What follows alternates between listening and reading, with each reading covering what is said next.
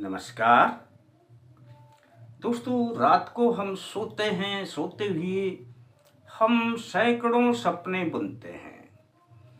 कल हमने ये करना है, परसों ये करना है, और कल फिर ये करके ये करना है, फिर ऐसे करेंगे। और इन सपनों के बीच हमें नींद भी नहीं आती है।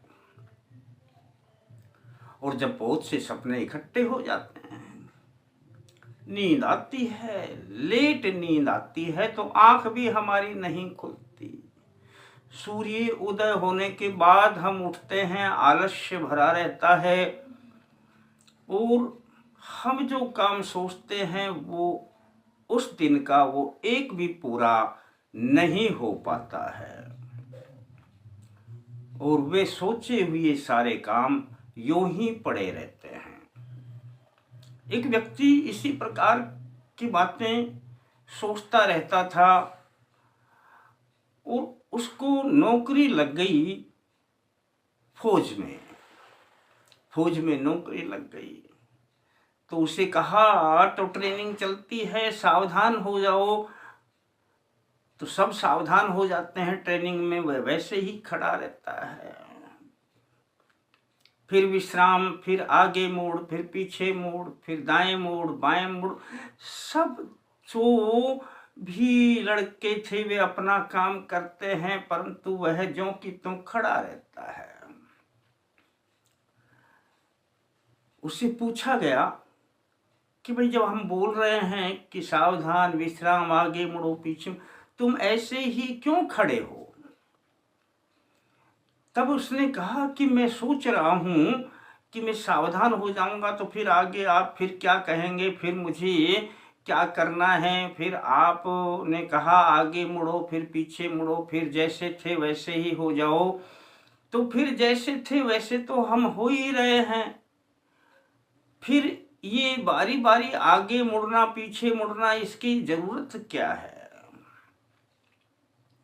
उनके ऑफिसर ने सोच लिया कि यह लड़का फौज में तो काम देने वाला नहीं है, पर चूंकि उसकी भर्ती कर ली गई थी, उससे काम तो करवाना ही था। अब किस प्रकार काम करवाएं, तो वो जो रसोई बनाते हैं उसमें उसकी नियुक्ति कर दी गई।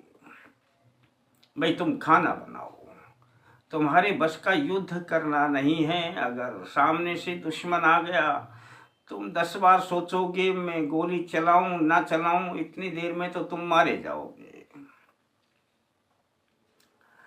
अब मैं रसोई में जब उसे पहले ही दिन काम दिया गया, तो मटर की सब्जी बननी थी। उन्होंने कहा कि छोटे मटर उपयोग में अलग ले लेंगे, बड़े एक में ले लेंगे। तो उन्होंने कहा मोटे मोटे मटर ये छील करके मोटे मटर एक तरफ कर लो और बारीक मटर एक तरफ कर लो।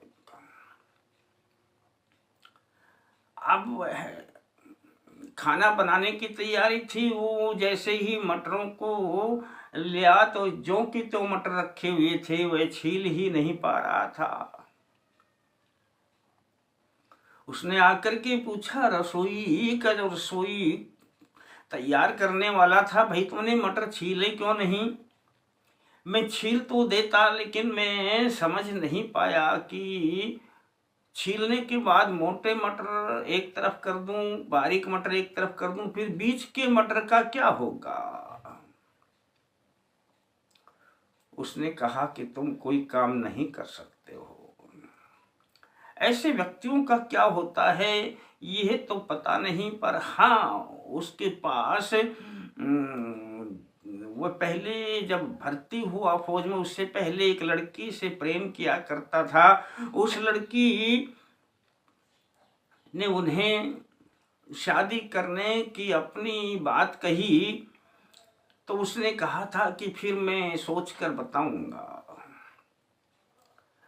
अब वह खाली रहता था, फौज में कोई काम भी नहीं था, तो उसने उस लड़की के नाम एक पत्र लिखा कि अब मैंने फैसला कर लिया है कि मैं आपके साथ शादी कर ही लूं।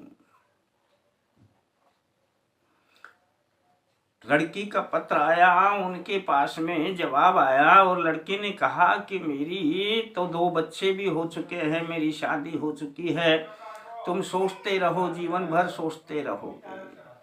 ऐसे व्यक्तियों का क्या होता है यह तो वक्त ही बताता है। लेकिन दोस्तों, क्या हमारे जीवन में भी ऐसा तो नहीं होता है? हमारी जीवन में असफलता का कारण ही यही रहा करता है कि हम एक बात को सोचते हैं और सोच के कल करेंगे, फिर ये करेंगे, फिर इसको थोड़ा डिले करते हैं, फिर देखेंगे, करेंगे, नहीं करेंगे, और हमारा पूरा जीवन निकल जाया करता है। हम कोई भी काम कर नहीं पाते हैं। दोस्तों, सफलता का एक रहस्य है, आज से ही आजमा लेना कि किसी भी काम को सोचते हो उसका समयबद्ध तरीके से उसको सुनियोजित करो। मैंने आधे घंटे में, 1 घंटे में यह विचार बना लेना है और इस विचार को बना करके मैंने ये कार्य प्रारंभ करना है। दोस्तों, आज से ही समय का जो सम्मान करता है वह कभी भी किसी काम में असफल नहीं हुआ करता, और जो स्वयं ही समय को धोखा देता रहता है, समय उसका साथ कभी नहीं देता। समय को कभी धोखा ना दें, समय के साथ चलें, समय पर अपना कार्य प्रारंभ करें तो समय के साथ ही आपका कार्य पूरा भी होगा। दोस्तों, अच्छा लगता है आपका प्रोग्राम तो वीडियो को लाइक करें, चैनल को सब्सक्राइब कर लिया करें, मन बनाए सब्सक्राइब करने का। इस प्रकार की बातें हम आपको बताते रहते हैं। फिर मिलते हैं दोस्तों नए अंक में, तब तक के लिए जय माता दी।